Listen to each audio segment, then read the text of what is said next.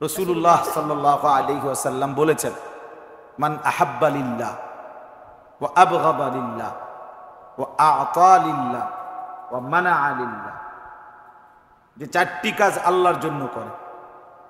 কয়টি কাজ? এক নাম্বার, কাউকে ভালোবাসে আল্লাহর জন্য।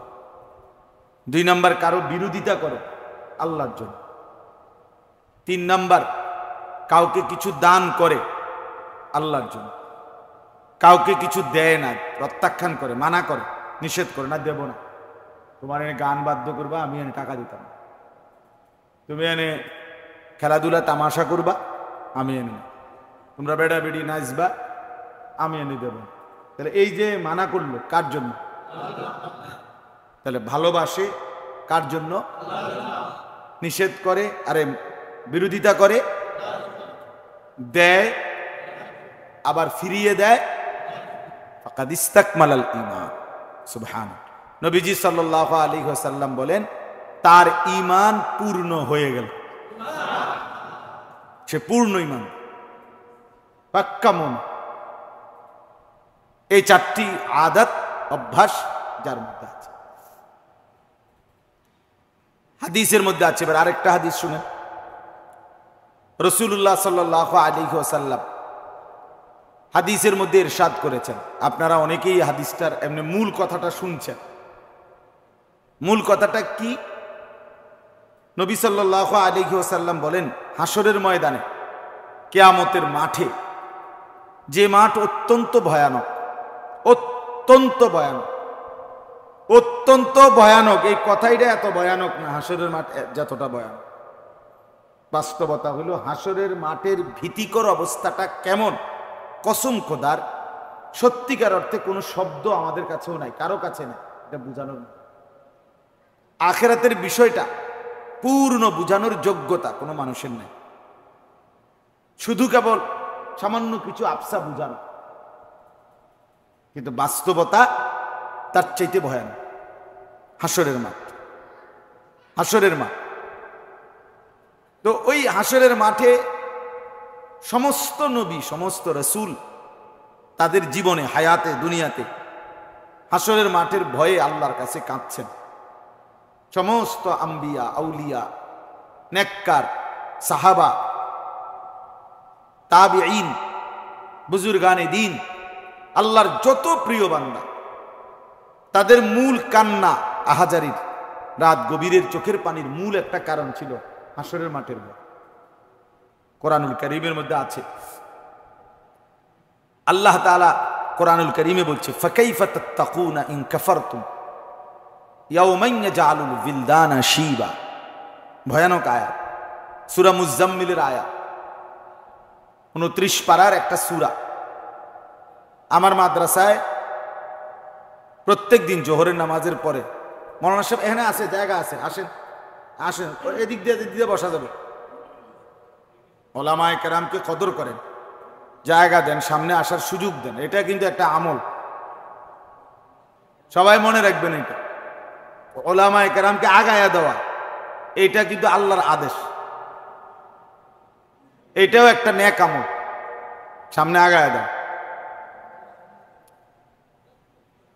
এদিক দিয়ে জায়গা আছে, ভাই এদিক দিয়ে আসেন, আপনি এনে দিয়ে আসেন, অথবা এনে আসেন। তোমাকে সদবদরের কারণে আরো সব যন্ত্রণা। তো বলেন, শুনেন ভাই, শুনেন। তো আল্লাহ তাআলা বলতেছেন, ফাকাইফা তাত্তাকুনা ইন কাফারতুম। আল্লাহ যেন সামনে রাইখা জিজ্ঞাসা করতেছে যে তুমি যে এই যে নাফরমানি করতেছ, মনে করেন আপনারে বলতেছে, এই যে তুমি সদর বদর করতেছ, আসলে কি তা তুমি কি ভাবছ? আল্লাহ বলতেছে, ফাকাইফা তাত্তাকুন। এই বেটা, তুমি যে আমার নাফরমানি করছো, তুমি কেমনে বাঁচবা ওই দিন, যেদিন ভয়ে আর আতঙ্কে কুলের বাচ্চা বৃদ্ধ হয়ে যায়, বুড়া হয়ে যায়। ফাকাইফা তাত্তাকুনা ইন কাফারতুম ইয়াওমান ইয়াজআলুল বিলদানা শিবা। মানুষ দেখবেন বলে যে তার চুল, আরে তোর তো চুল অল্প বয়সে পাইকা গেছে, যে ভাই কইন না, পেরেশানির কোনো আমার কুল কিনারা নাই, চিন্তায় আমার চুল কি পাইকা গেছে। তাইলে আল্লাহ তাআলাও এটা বলছে, বান্দা ঘটনাটা কি, এমন করছো কেন? তুমি যে নাফরমানি করছো বছরের পর বছর, সেজদা দাও না, গোলামি করো না, বন্দিগি করো না, আমি আল্লাহর হুকুম মানো না, বিষয়টা কি আসলে? তুমি জানো না হাসরের ময়দান এতটা ভয়ানক, যেদিন বাচ্চা বাচ্চা বুড়া হয়ে যায়, আতঙ্ক, পেরেশানিতে, অস্থিরতার সময় এমনিতেও শেষ হয় না, পেরেশানির রাত এমনিও ভোর হয় না, দুশ্চিন্তার ঘন্টা মিনিট এমনিতেও শেষ হইতে চায় না, 1 মিনিট যাইতেই তার কাছে মনে হয় 1000 মিনিট। সেখানে হাসরের ময়দানের একদিন বাফ, কোরআন কারীমের মধ্যে আছে, ফি ইয়াউমিন কানা মিকদারুহু 50,000 সানা। কোরআনে আছে বাপ, আল্লাহ তাআলা বলছে হাসরের ময়দান একদিন, হাসরের ময়দান বিচার, সকলের বিচার কার্য চলবে কতদিন সেটা আল্লাহই জানে, তার একদিন 50,000 বছর। কয় হাজার বছর? 50,000 বছর। কোরআন শরীফের আয়াত, এখানে ডাইরেক্ট বাংলা, এটা কোনো ব্যাখ্যাও না, অনুবাদ। 50,000 বছর। ইয়াউমা ইয়াকুমুন নাসু লিরাব্বিল আলামিন, বিষয়টা আপনি বুঝেন। আল্লাহ তাআলা বলেন কোরআনে, সেই হাসরের ময়দানের এই কোটি কোটি বছর, 50,000 বছর যদি একদিন হয়, এবার বিচার কাজ চলে যদি 30 দিন, 1 মাস, তো 30-এর সাথে 50,000 পূরণ দেন, 40-এর সাথে 50,000 পূরণ দেন, কত হাজার কোটি বছর হবে আপনি হিসাব করেন, কত লক্ষ বছর হবে আপনি হিসাব করেন। তো আল্লাহ তাআলা বলেন এই পুরাটা সময় সমস্ত মানুষ আল্লাহ তাআলার সামনে হাসরের ময়দানে দাঁড়িয়ে থাকবে। ইয়াউমা ইয়াকুমুন নাসু লিরাব্বিল আলামিন, দাঁড়িয়ে থাকবে, দাঁড়িয়ে।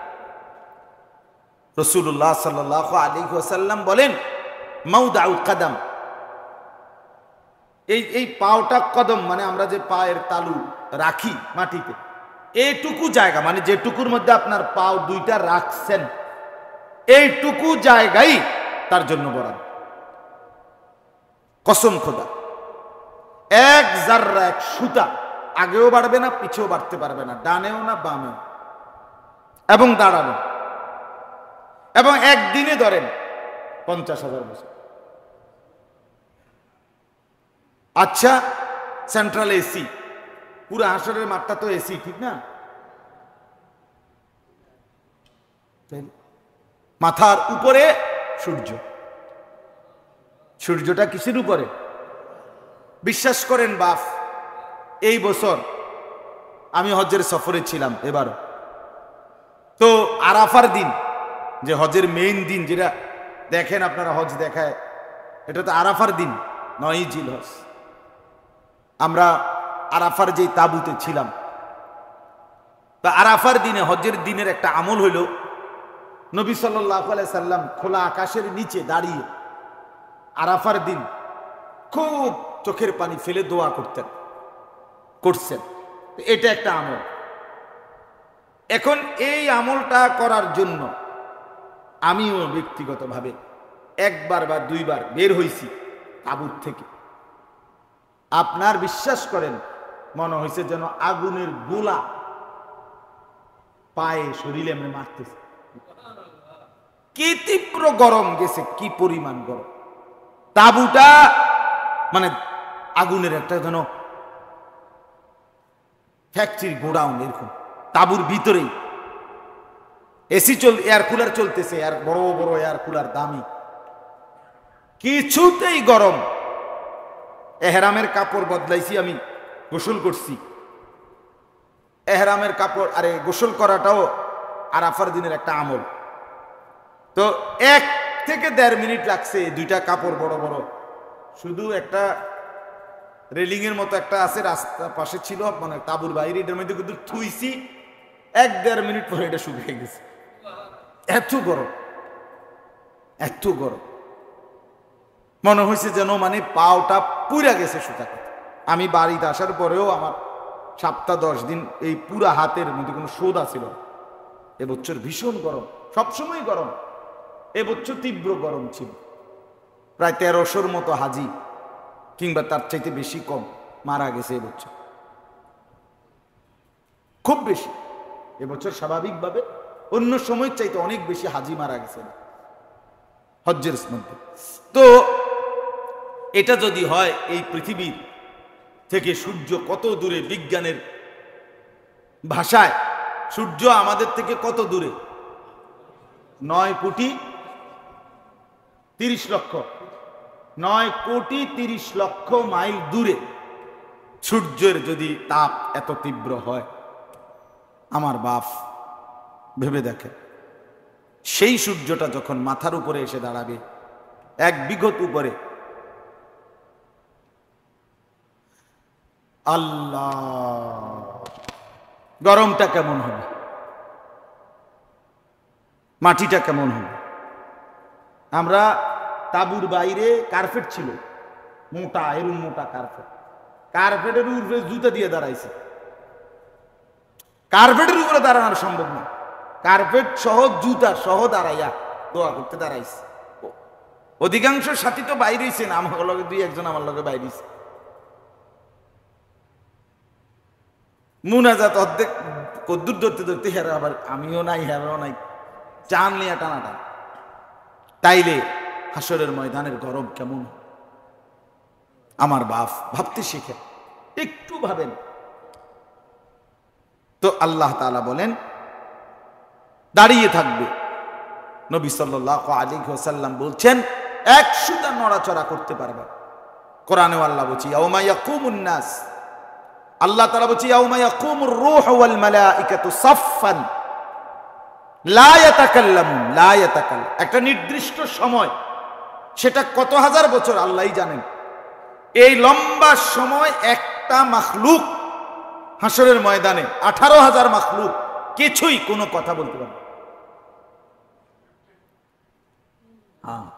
নবীজি সুপারিশ করবে, এটাও ঠিক, কিন্তু প্রথম মিনিটে না বাপ, এটা জানেননি আপনারা। হাসরের ময়দানে দাঁড়াইয়েই সুপারিশ না, অনেক প্রসেসিং এর পরে সুপারিশ, বহুত লম্বা প্রসেসিং, অনেক ফাইল কি হইয়া আগাইয়া এরপরে ফাইল সই হবে। তার মানে প্রথমত একটি দীর্ঘ সময়, সেটা কত হাজার বছর আল্লাহই জানেন, মানুষ শুধু দাঁড়িয়েই থাকবে। লা ইয়াতাকাল্লামুন, কেউ কোনো কথা বলবে না, কোরআন শরীফের আয়াত, একটা শব্দ করবে না। এরপরে এই দীর্ঘ সময়, হাজার বছর লম্বা সময় পরে, এরপরে মানুষগুলো বলবে হায়, কেউ তো কোনো কথাই বলতেছে না, এই গরম তীব্র, এটাও তো কমতেছে না, আমাদের কি করা উচিত? এই তখন মানুষ কথা শুরু করবে, আর এই কথাতে ওই নবীদের কাছে যাওয়া শুরু করবে। সে আদম আলাইহিস সালাম থেকে শুরু হবে, এভাবে পর্যায়ক্রমে নবীদের কাছে যেতে যেতে যেতে যেতে এরপরে গিয়ে আমাদের নবী সাল্লাল্লাহু আলাইহি সাল্লামের কাছে যাবেন। নবীজি সাল্লাল্লাহু আলাইহি সাল্লামের কাছে অনুরোধ করবেন, ইয়া রাসূলুল্লাহ, আমরা সমস্ত নবীর উম্মত মিলে একসাথে হয়ে আপনার কাছে আসছি এই সুপারিশের জন্য। প্রথম সুপারিশ কি? শাফাআতে কুবরা যেটারে বলে, প্রথম বড় সুপারিশ যেটা নবী করবেন, সেই সুপারিশ হলো এই কথার সুপারিশ যে আল্লাহ বিচার কার্যটা শুরু করেন। এই কথাই বোঝেন নাই? এরে এরে জান্নাত দিয়ে দেন, এইটা না, এটা না, প্রথম সুপারিশ এটা। মানে এই যে অবস্থাটা, এটার একটা কি শুরু করেন, বিচারটা শুরু করেন, এইটা হলো সুপারিশ।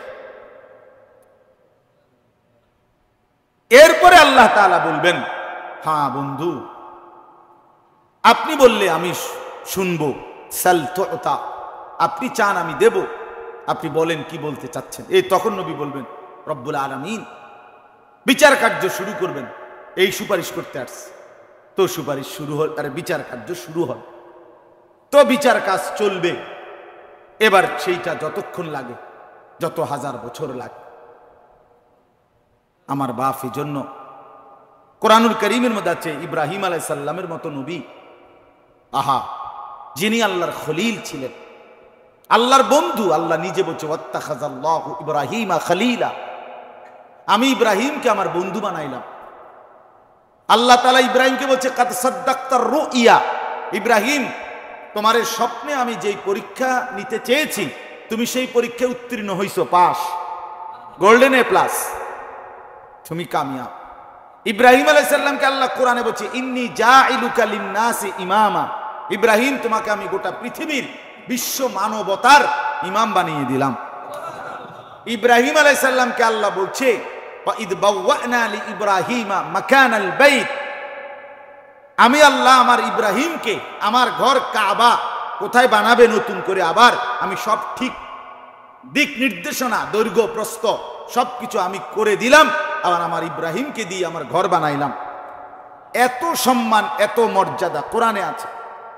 আল্লাহ বলছেন এই নবী ইব্রাহিম এত মর্যাদা থাকার পরেও খোদার কসম কোরআনেই আছে, ইব্রাহিম আলাইহিস সালাম আল্লাহর কাছে দোয়া করতেন, রব্বি লা তুখজিনি ইয়াওমা ইউবআসুন, এই মাওলা যেদিন আপনি সবাইকে হাসরের ময়দানে উঠাবেন সেদিন আমি ইব্রাহিমকে বেইজ্জতি করেন।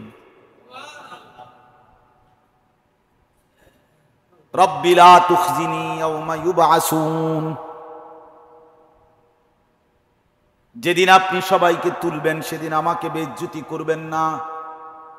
ইয়াওমা লা ইয়ানফাউ মালুন ওয়ালা বানুন, আল্লাহ আমি জানি হাসরের ময়দানে মালও উপকারে আসবে না, সন্তানাদিও কোনো উপকারে আসবে না। জুবাইর বলতেছিল আপনাদেরকে আমওয়ালুকুম ওয়া আওলাদুকুম ফিতনা, দুনিয়ার সব কিছুর জিন্দেগির হিসাব, মাল আর সম্পদ আর দুনিয়া আহরণ, স্ত্রী পুত্র পরিজনের খাদ্য খাবার আর দুনিয়ার প্রয়োজন পূরণ, খালাস। এক একজন আমরা আমাদের এই জিন্দেগি এর মধ্যেই সীমাবদ্ধ করে দিচ্ছি। তো আমি বলতেছিলাম একটা উদ্দেশ্যে, কি কথার লেগে এত কথা বলছি, হাসরের ময়দানটা বড় ভয়ানক। ভয়ানক কিনা বলেন? অত্যন্ত ভয়ানক, অত্যন্ত ভয়ানক। আমাদের প্রিয় নবী সাল্লাল্লাহু আলাইহি সাল্লাম, আচ্ছা হাসরের ময়দানে উনার মর্যাদা কেমন? কথা বলে না, জানেন? হ্যাঁ, ওয়ালাল আখিরাতু খায়রুল লাকা মিনাল উলা, আল্লাহ কসম করে বলছে বন্ধু দুনিয়াতে আপনারে যা দিছি আখিরাতে যা দিব বিশ্বাস করেন দুনিয়াটির চাইতে উত্তম। দুনিয়াতেও আপনাকে অনেক দিছি, আখিরাতেও দেব, তবে দুনিয়ার গুলো তো আপনি পাইছেন, দুনিয়াতে আপনি নবুয়ত পাইছেন, দুনিয়াতে আইসার রিসালাত দেখলেন, দুনিয়াতে আপনার উপরে কোরআন নাজিল করলাম, দুনিয়াতে আপনার এত সাহাবী দিলাম, দুনিয়াতে আপনারে আমি মেরাজে আনাইলাম, দুনিয়াতে আপনারে আমি অসংখ্য মুজিজা দিলাম। হ্যাঁ, এই যা দিছি দুনিয়া, এগুলোর মোকাবেলায় আখিরাতে যা দেব তার চাইতে খায়রুন, অনেক অনেক গুণ, কোটি গুণ উত্তম।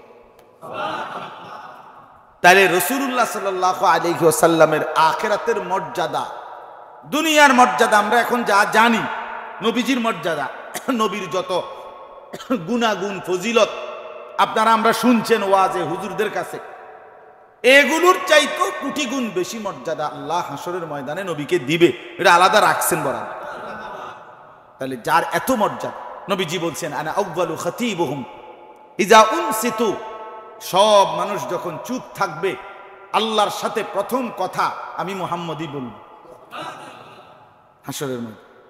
আনা আউয়ালু শাফিঈন, হাসরের ময়দানে প্রথম সুপারিশ আল্লাহর নিকট আমি করব।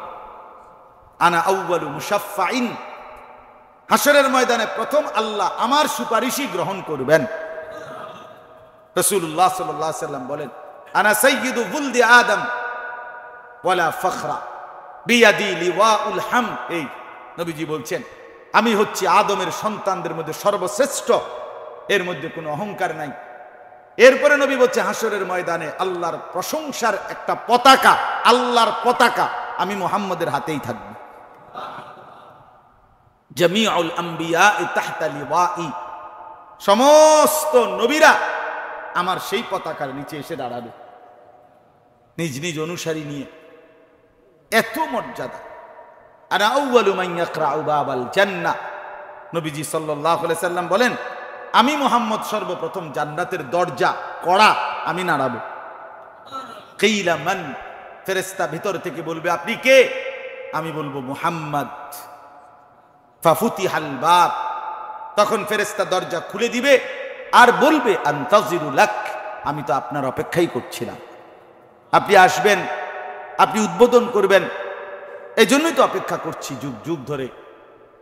তো এত সম্মান, এত মর্যাদার পরেও, এত বৈশিষ্ট্যের পরেও বাপ বিশ্বাস করে যে কোনো হুজুরে আপনি জিগায়েন, নবীজি সাল্লাল্লাহু আলাইহি ওয়াসাল্লাম 5 ওয়াক্ত প্রতিদিন নিজের জীবনে 5 ওয়াক্ত নামাজের পরেই যেই দোয়াগুলো নবীজি পড়তেন, বিশেষ কতগুলো দোয়া পড়তেন নবী, এই দোয়ার মধ্যে একটা দোয়া ছিল প্রতিদিন 5 ওয়াক্ত নামাজের পরে নবী পড়তেন প্রতিদিন।